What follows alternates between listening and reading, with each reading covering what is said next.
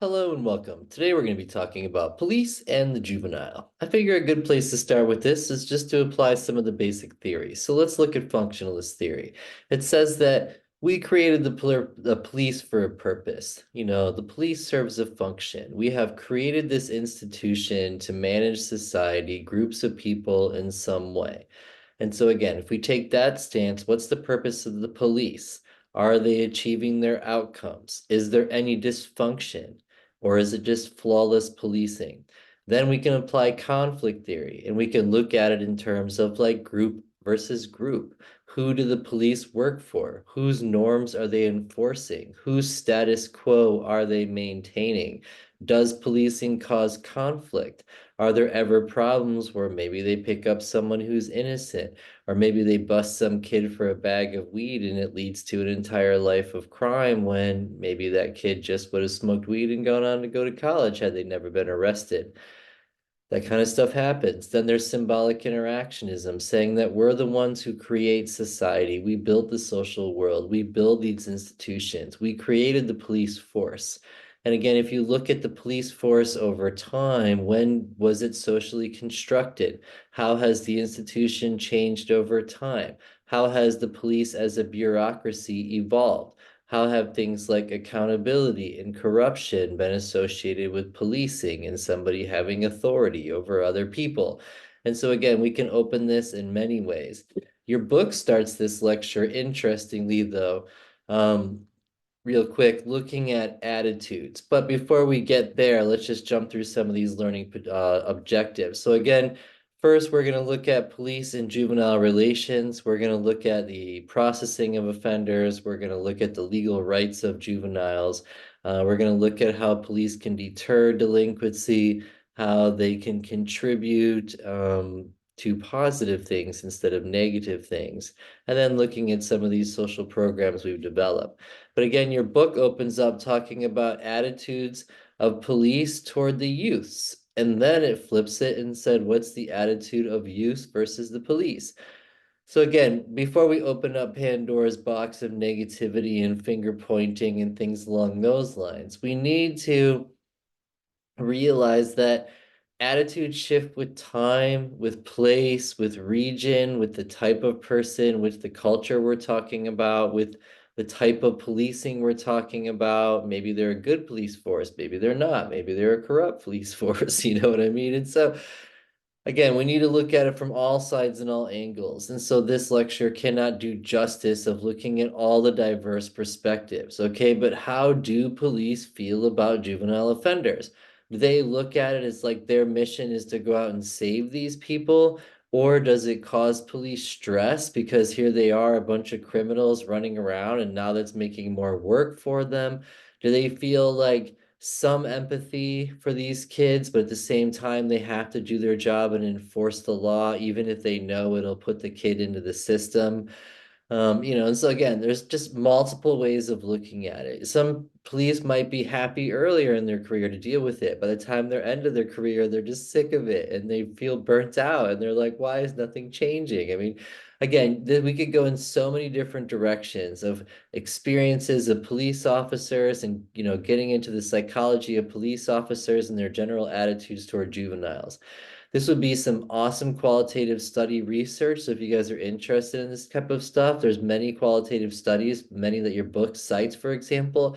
But again, we've gone out and we've talked to police officers and we've said, what's up? And after talking to police officers, some of the things they say is, look, overall, we have a much better attitude than we used to about juveniles. We're not as harsh as we used to be, and we appreciate childhood a little bit more. Because I mean, if you go back in the day, there was no such thing as childhood. Kids were working in factories, and the police walked around with billy clubs. And it was just a different time. And then here we are in modern times where we have this idea of childhood and we've kind of extended it almost into an adulthood. But again, aside from all of that, so the police might have just mixed attitudes that, but again, in general, they state that they have more positive attitudes than they have in the past. However, despite that, attitudes of police toward juveniles may be more positive than they have been in the past. They still see themselves as skilled in their ability to apprehend criminals, However, they kind of get disappointed when the juvenile justice system just gives them a slap on the wrist and lets them go. And then here they are back on the streets, maybe turning into chronic offenders. And so, again, issues associated with police burnout or disenchantment or just disillusionment with everything could be that here they are working super hard and then somebody else just goes and blows it by like not even, holding them accountable. So maybe police think that the juvenile court should be holding more accountable the work that they put in. Police have also stated things like the dangers inherent in their jobs require them to be alert to assailants who indicate trouble or danger. And therefore, after experience, they learn to be on guard around either certain types of juveniles or juveniles in general. And they recognize that juveniles can be unpredictable. And that can make, arrests a little bit more difficult because these children's brains are still growing. Their decision making could be influenced by their youth, you know what I mean? And so that could be a struggle. And then police have stated that they always must defend the authority of their position, which requires them to quash any verbal or physical abuse from other teenagers and adults. So again, when it comes to interpersonal interactions, how does that go? But again, if we were to look at it through the eyes of like stigma theory, for example, is there structural stigma, laws, policies, general social attitudes that are biased toward juveniles that might influence our, how people police and who they target and how lenient they are with certain kids? And so your book introduces bias in the form of racism and classism and gender bias that can influence, a police officer's decisions and maybe their willingness to enforce their authority a little bit more. But again, if we're going to look at how to police, look at it, do they just look at it as a job? Do they look at it as a calling? Are they disappointed that juveniles are committing crimes and sad for these kids? Or are they just out to get these kids? But in general, juvenile crime has gone down by half over the last 30 years. So, maybe that's contributing to a more positive attitude. Maybe police officers are less hesitant with juveniles because, less crimes, they're not as nervous, there's not so much happening, things can change. But then on the other side, what are juvenile attitudes toward the police? And again, the same thing goes here. In general, juveniles have a very positive attitude of police. However, situations can change people's attitudes, Um, your book talks about juveniles can be hostile to the police and they can acquire this cultural bias toward the police that can influence how they interact with the police. Juveniles can also be armed and dangerous, can be involved with gangs, can be involved with drug trafficking and alcohol and drugs that tend to be counterculture. And then if you have, things that kind of are counterculture, or things that deviate in culture and engage, involve criminality, then maybe their attitude toward the police is not going to be as good. But what about just the general kid growing up in a nice, safe neighborhood and they have police there to, maybe they're glad that they have a lot of police in their town because that reduces the amount of drugs and trafficking and the, criminal elements that might seep in, for example. Okay. But again, it's also through these interactions with the police that, juveniles, that can be a first step to deterrence. Because again, the police are generally the first contact that a youth has with the juvenile justice system. And so their attitudes with the police, how they manage those situations, how they work with the justice system in general, whether it's police, prosecutors, corrections officers, judges, can highly influence the adjudication process and whether they receive, maybe a deterrence instead of being convicted, that kind of stuff. Okay. So the police have the ability to use their discretion, which we'll talk about in a second. But again, that gives the police officers, they have that authority. In the end, it's up to them to decide whether to charge someone or maybe just to handle that in a different situation. So again, in general, most youths appear to have a positive attitude toward the police. And the book breaks it down to younger juveniles have a more positive attitude than older ones because they haven't learned the negative attitude yet. White juveniles more positive than African American, and that probably comes from experience and mistreatment and racist policies and practices by police that have led to even more counterculture of African Americans. Plus, African Americans are subjugated into the lower classes, and so lower class youths are also more associated with that counterculture attitude toward the police, and female juveniles tend to be more positive than males. A positive attitude also seems to be influenced by social class. So again, middle class youths and upper class youths have more positive attitudes toward the police than lower class youths.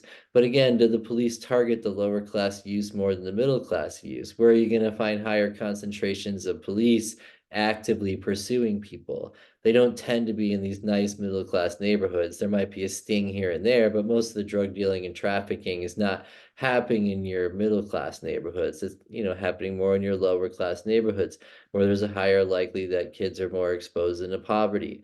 Same thing with gangs and violence. All of that tends to be followed by things like poverty. So we always have to consider that.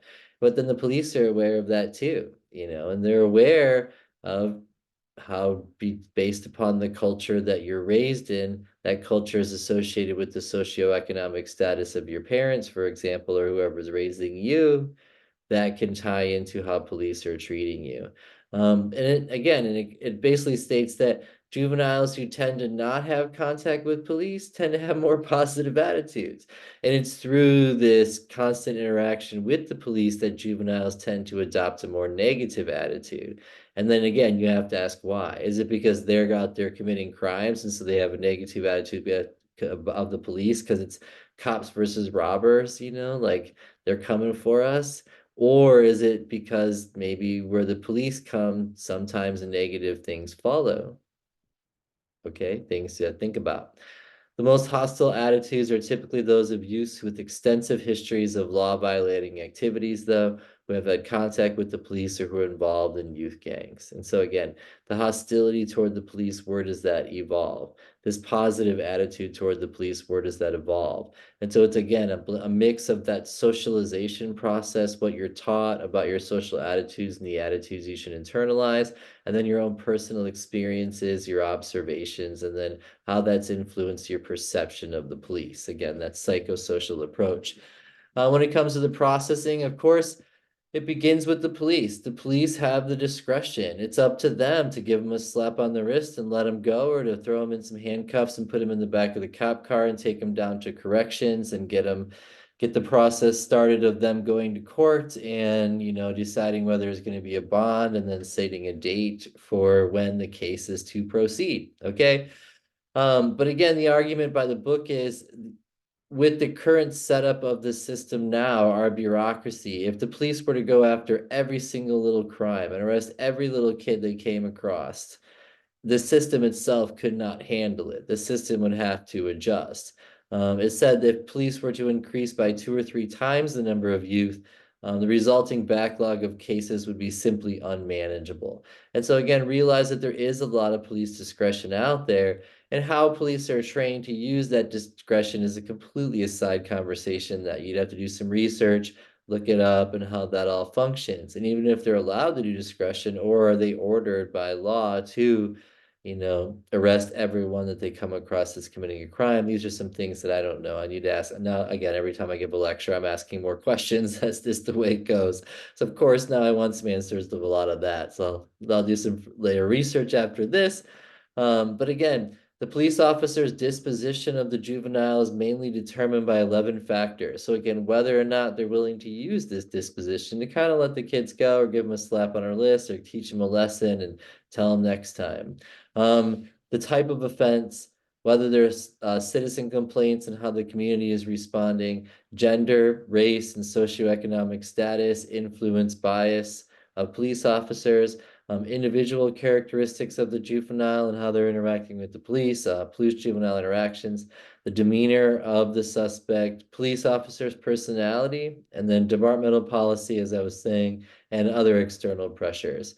And so, that's why I was talking earlier about general attitudes toward the police. Is it a cat and mouse game, or is it everyone working together? What are people's attitudes? But again, our attitudes toward the police fluctuate with time. And we have studies upon studies that look at this, you know. Sometimes we're cool with the Supreme Court and sometimes we're not, you know, and that's like right now, Supreme Court is at its lowest, you know, is the justice system in general being affected from the top down? I mean, these are just ultimate questions that we should be asking. So the police, though, when it comes to their formal and informal dispositions, they can have their warning and release, or they can take them down to the station and maybe call their parents. They can refer them to a diversion agency, such as Boys and Girls Club, or maybe something else like that. They can give them a citation, refer them to juvenile court without arresting them, or they can detain them and then take them into corrections where they have to go in front of a judge to get a bond set, or however that process would go. Okay. Regarding the legal rights of juveniles, again, not as extensive as adults, but over time we've identified that they have the right against, you know, search and seizure, the Fourth Amendment of the Constitution. They have to right to have their rights read to them under Miranda. The interrogation excesses, again, the book lists a bunch of stories, read through those, but it's talking about all the examples where police have used their, you know, skills of interrogation in multiple ways to get what they're looking for, whether it's true or not. Again, that's what calls it into discredit. Fingerprinting is dependent upon jurisdiction, as are pretrial identification practices like taking pictures. Okay, again, the social context of delinquency. Again, here we're asking what's the purpose of the police and are they achieving their outcomes? Is the purpose of the police to keep the community safe? Is it to arrest criminals? Is it to deter crime in general with their incredible personalities? You know, um, just things you got to question. But what can they do? Okay, so again, police do get involved with community-based interventions, and it's actually far more extensive than I would have realized after talking to police chiefs and asking questions. Like, turns out they're involved and they have budgets and they really do care about all kinds of fascinating things. Again, side project, school-based interventions, gang-based interventions like the gang unit, and then they also have created programs like DARE, but again, that program in itself has been found to be pretty ineffective. So it's been called into question over time. But again, we have to ask, what is the role of the police? And are they achieving their outcomes? And how do we measure these outcomes? And how do we define their authority and their job limits and expectations? Do we put too much on the police? Is it, beyond them to be able to deter crime and stop crime and anticipate crime from happening? I mean, it's incredibly complex, right? So it's good that we as a society have these checks and balances put into place. But what would happen if we didn't have police? Would children be far more exposed to much more dangerous things than they are now? All kinds of questions. So again, this lecture is really just a back and forth. You got to look at how we view the police, how the police view us. We got to look at the bureaucracy that's been created and how the police are the first line in that. We're going to talk about the courts and then corrections after this for the next couple of weeks. So it's just a first introduction into the mega bureaucracy that is the justice system. And so, you know, just some stuff to think about. All right, y'all. So delinquency across the life course, the effects of police discretion, police activities to combat delinquency. Again, I talk about the personality, but there is something to that, right? Like when we take on these roles and how that shapes us as people. And then when we play out these roles, right? The idea of role taking social roles, that's basic functionalism. We socialize people to role take certain roles. Do we give them the skills they need? And then we hopefully clearly outline their job expectations. But again, what is the job expectation of a police officer? Is it their job to develop relationships with juveniles so they can become connected with police and feel they're being treated fairly? Are they supposed to go out and create relationships and get to know people, almost like a politician? Should they avoid any form of abusement treatment of juveniles? You know, I'm just thinking, because well, I mean, do juveniles need restraint sometimes? Like I'm thinking of my sister as a social worker, and those kids need restrained. at times because of just psychological problems, for example. And so it's really a fine line there, right? How do we use forms of physical detaining without crossing that line? Do not target certain juveniles to avoid making them heroes to their peers. Do police engage in targeting? Do they look for certain types of people? Should police expand the ways in which police work within the community to deal with problem juveniles? Should they be looking for the hardcore ones? Should they be creating, little sting units to go after them? Should they develop and evaluate prevention programs, especially for pre-delinquent youth? Do the police have the knowledge to build these programs, or does it take a sociologist who's trained in social program building? Again, we have to ask a lot of questions. Are we putting too much on the police? Are they overworked? Are they burnt out? Do they experience trauma? I mean, think about how much a police officers see, from child abuse to murder to violence to just, I mean, it's tough, right? And then think about the people that they're arresting and what all they see. What leads someone down a life of crime? I mean, what kind of things do you have to see to go down that life of crime? What are you going to see when you go into jail if you get arrested? Again, that's why I think this lecture is good. Just to open up the door to this multiple perspectives of looking at how we look at social institutions like the police or the courts or whatever it might be, how we look at how people, individuals interact with these institutions, and then groups on like a class, race, or gender basis. Again, it's all very complex. So this one's just to get you starting to think about all of that. All right. Um, all right. Thank you so much. I can figure out how these buttons work. I can never figure them out. They're too smart for me. Have a great one.